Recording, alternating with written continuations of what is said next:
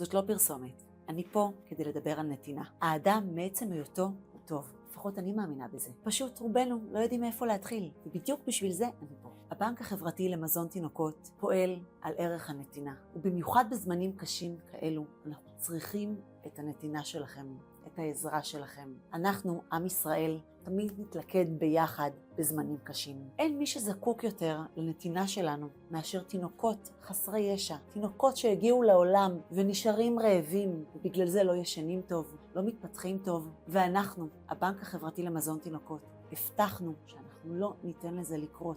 זה לא יכול להמשיך ככה. יש לנו את התורמים שלנו ששולחים לנו כסף על מנת שנוכל לקנות את האוכל ולסייע למשפחות, לתינוקות הרעבים, כדי שאף תינוק לא יישאר רעב. אנחנו העמותה היחידה בארץ שדואגת לסייע באוכל לתינוקות לפי צורכי התינוק. היחידה בארץ שדואגת לשנע את זה עד לבית המשפחה. אז אם זה מעניין אתכם ואתם רוצים לתת, היכנסו לקישור למטה ותתרמו.